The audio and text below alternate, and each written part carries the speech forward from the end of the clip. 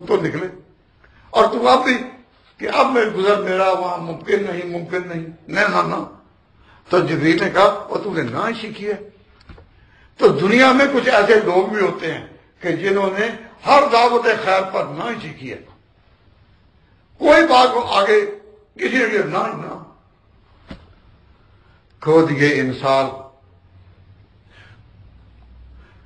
کھو دیے انکار سے تو نے مقامات بلند، چشم یزدہ میں فرشتوں کی رہی کیا آبرو، کہ تیرا نام بھی تو فرشتوں میں تھا، نام تو تیرا فرشتوں میں تھا، وہ حقیقت تیری جن تھی، لیکن جب تو نے اللہ رب العزت کے سامنے کہا سر نکالا اوپر، سرکشی، کھو دیے انکار سے تو نے مقامات بلند، چشم یزدہ میں فرشتوں کی رہی کیا آبرو، ہماری کیا آبرو رہی۔ تو بات سمجھنے کی جو ہے وہ یہ کہ شیطان ابلیس کا کوئی شرک نہیں تھا، کوئی گناہ نہیں، وہ سرکشی میں ہوں، بس بھائی یہ جو کہ اپنی سمجھ کو کہنا کہ میری سمجھ جو ہے اتنی اونچی، تو اپنے آپ سے باہر نکلا۔ تو اس نے بھی کہا تھا ابلیس سے خود کہ سرائی سے پانی جب ایک دفعہ نکل جائے، سرائی سے پانی، سرائی کو توڑ کر ایک دفعہ نکل جائے، پھر اس سرائی میں واپس کبھی نہیں آیا۔ تو میں اپنے آپ سے باہر ہو گیا تھا۔ اگر دیکھا جائے تو دنیا میں ساری جو ہے سرکشی اور ساری غلطی جو ہے وہ اسی میں واقع ہے کہ اپنے آپ سے باہر ہو، جو اپنے آپ سے باہر ہو گیا بس گیا۔ اللہ تبارک و تعالیٰ جل شانہ کے ہاں جو چیز ہے کہ اے انسان بڑے سے بڑا گناہ بھی ہو لیکن آج ہی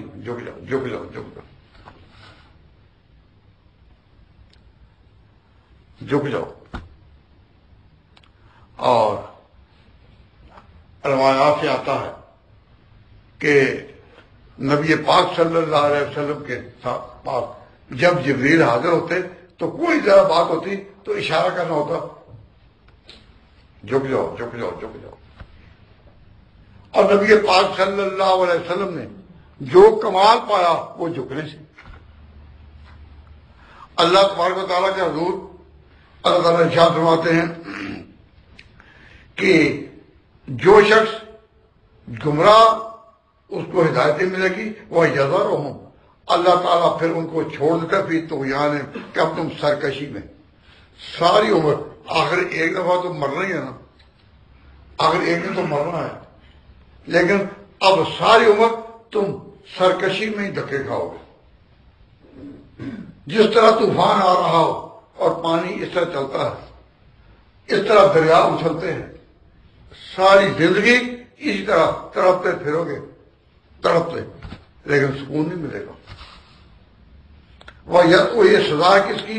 من یضلل اللہ فلا ہادی لہ ویذرہم فی طغیانہم یعمہون، اور اللہ تبارک و تعالیٰ پھر چھوڑ دیتے ہیں کہ اب تم اپنی سرکشی میں ہی سرگرداں رہو۔ تو اس میں یہ جو فرمایا اللہ تعالیٰ نے کہ ہو سکتا ہے کہ ان کی موت قریب آ پہنچی ہو، قد اقترب اجلہم فبأی حدیث بعدہ یؤمنون، موت قریب آ جائے۔ تو موت کا کسی کو پتا کب آنی ہے؟ نہیں۔ تو جب موت کسی فرد کی کا پتہ نہیں سمجھے، جب موت کسی فرد کی، کسی پرسن کی، انسان کی کا کسی کو پتہ نہیں، تو جب سب کی موتیں ہوں گی، سب کی، اس کو کہتے ہیں قیامت۔ تو قیامت میں ایک کی موت نہیں، کائنات کی موت ہے پوری۔ اور جب ایک کی موت کا ہم نے وقت نہیں بتایا کسی کو نہیں بتایا کہ موت کب آئے گی، موت کو اللہ تبارک و تعالیٰ نے اپنے حکمت کے پردے میں مستور چھپا رکھا۔ تو جب کسی کو موت کا پتہ نہیں بتایا اور پتہ نہیں کب موت آ جائے، تو جب پوری کائنات کی موت آئے گی، قیامت کیا ہے؟ پوری دنیا کی موت۔ قیامت کیا ہے؟ جتنے نفوس پر زندہ رہے ان کی تھوک موت، یک وقت موت۔ جب انفرادی موت کو خدا نے اپنی حکمت کے پردوں میں رکھا ہے تو جو پوری کائنات کی موت ہے وہ تو بدرجہ اولا اس کی حکمت کے پردوں میں ہے کہ پتہ نکالا ہے۔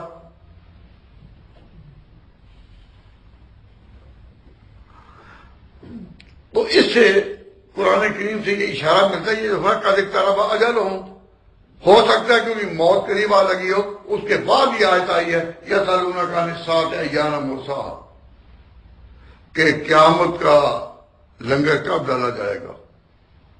جس طرح جہاز چلتے ہیں اور رکتے ہیں، تو اس ساری کائنات کا جہاز چل رہا ہے، لیکن اب اس کا روکنا کب ہوگا، اس کا رکنا کب ہوگا، اس کا ختم ہونا کب ہوگا، پوچھتے ہیں لوگ۔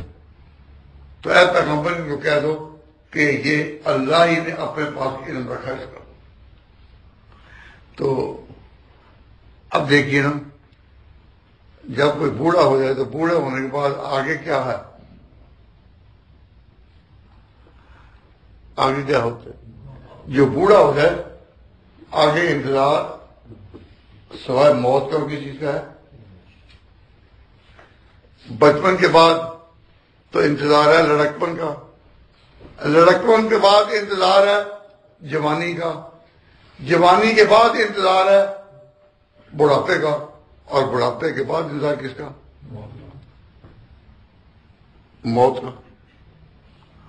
تو اب بڑھاپے کے بعد جب موت کا انتظار ہے تو لوگوں اس دنیا پر ہزاروں سال کی مدت گزر چکی، یہ زمین جس میں تم رہ رہے ہو اور وہ آسمان جس کے نیچے تم چل پھر رہے ہو، یہ جہان اب بوڑھا ہو گیا ہے، یہ جہان اب بوڑھا ہو گیا، اور بوڑھا ہونے کا مطلب کیا کہ آگے یہ جہان بوڑھا ہو گیا ہے، بوڑھا ہونے کے بعد آگے کیا ہوگا؟ موت۔ اسی جہان کی موت کا نام قیامت ہے۔ قیامت کوئی باہر کی چیز نہیں، قیامت اسی جہان پر واقع ہوگی، اور جب واقع ہوگی تو اس انداز میں کہ اس جہان نے صدیاں دیکھی، سارا سال دیکھے، بڑے بڑے شیب و فراز دیکھے، بڑے بڑے گردن فراز دیکھے، یہ جو جہان ہے اب بوڑھا ہو چکا ہے۔ بوڑھے کو فارسی میں کہتے ہیں پیر ہو گیا۔ تو ڈاکٹر اقبال نے ایک مقام پر عجیب آگے اس نے کہا جہان نو ہو رہا ہے پیدا اور عالم پیر مر رہا ہے۔ عالم پیر یہ جہان جو بوڑھا ہو گیا ہے اب یہ مرنے کے قریب ہے۔ ملکوں کے تصادم ہیں، ہر ملک کے اندر ایسے حالات پیدا ہو گئے کہ دنیا کہہ رہی ہے اب یہ دنیا کیسے رہے گی، بم کیسے پھٹیں گے، کس طرح یہ فنا کی وادی کو عبور کریں گے، اس طرح کیوں کہتے ہیں لوگ کہ حالات ایسے کیوں ہو گئے۔ اس کا جواب اسے کئی سال پہلے دے دیا تھا کہ جہان نہ ہو رہا ہے پیدا اور عالم پیر مر رہا ہے، کہ پرانا عالم، پرانا